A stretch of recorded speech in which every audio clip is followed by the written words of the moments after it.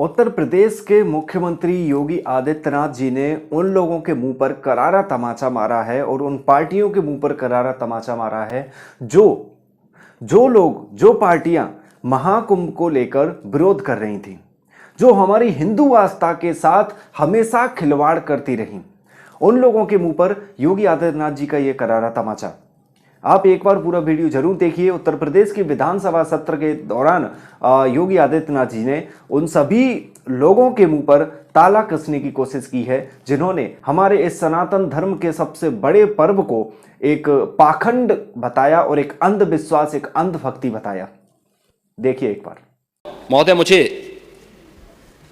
Social media handle पर एक बात बहुत अच्छी लगी। एक सज्जन ने इस बात को कहा और उसने जो लोग महाकुंभ का विरोध कर रहे थे उनके बारे में उसने बहुत सटीक टिप्पणी की। उन्होंने कहा कि पिछले 1.5 महीने में आप वामपंथियों, समाजवादियों की बाल खगाल लीजिए, महाकुंभ को लेकर के विश्व भ्रमण के अलावा कुछ नहीं दिखेगा। गंदगी, अव्यवस्था, पर्यटकों की परेशानी के अलावा इनकी बजबजाती वाल पर दूसरी कुछ भी नहीं मिलेगा। लेकिन इन सबसे इतर धरातल पर इनकी बजबजाती विचारधारा का कोई असर नहीं है। हज के दौरान अव्यवस्था से होने वाली सैकड़ों मौतों पर चुप्पी साध जाने वाले भारत के वामपंथी सेकुलर स्कॉलर महाकुंभ की भव्यता पर उल्टी करते नजर आए हैं।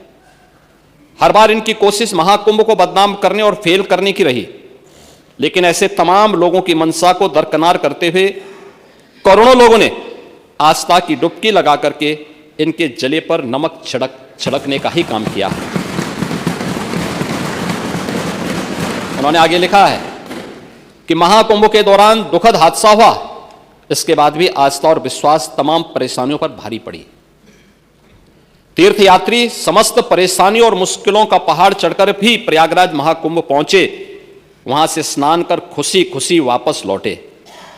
रिश्तों के जटिल समीकरण का परिभाषा गढ़ता महाकुंभ अब समारोह की ओर है, लेकिन यहां से निकला संदेश हर सनातन के मन में अमिट छाप छोड़ गया है, जो वर्षों तक लोगों की बदकही और कहानियों में जीवंत रहेगा। हर तरफ अपनी मां और बुजुर्गों को महाकुंभ में अनाथ छोड़ देने वाले बेटे रहे हों, तो दूसरी तरफ अपनी सास को पीठ पर उठाकर कुंभ स्नान कराने वाली बहू भी रही है। लेकिन सनातन विरोधियों को नजर केवल गंदगी पर पड़ी। मैं अध्यक्ष महोदय वह चित्र लेके आया हूं। ये देखिए, एक बहू है, अपनी सास को पीठ पर लाद करके जा रही है महाकुंभ स्नान करने के लिए।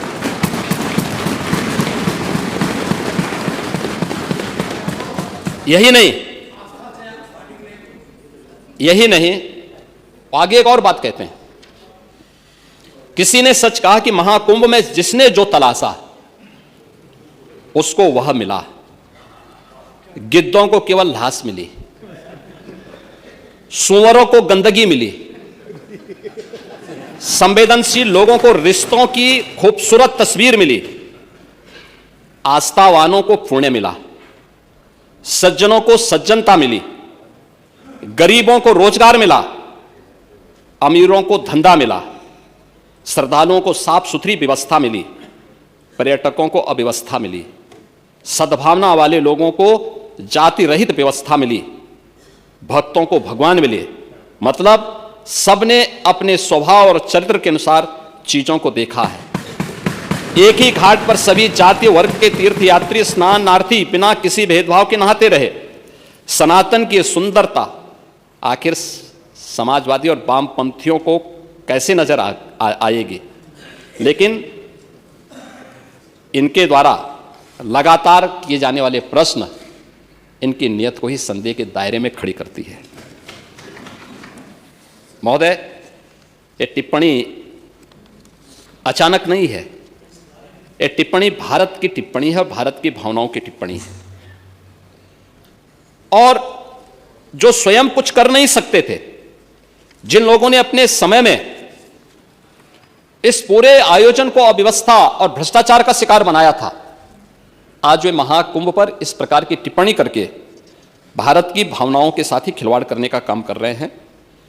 और मैं तो केवल इस बारे में एक बात कहना चाहूँगा कि महाकुंभ ने पूरी दुनिया को भारत की सनातन एकता का संदेश देकर के एक भारत श्रेष्ठ भारत के प्रधानमंत्री मोदी जी के विजन को ही चरितार्थ करके दिखा दिया है कि विश्वास है तो पूरा भारत अपना सहयोग देने के लिए उतनी ही तत्परता के साथ खड़ा है जो महाकुंभ में दर्शन होता हुआ दिखाई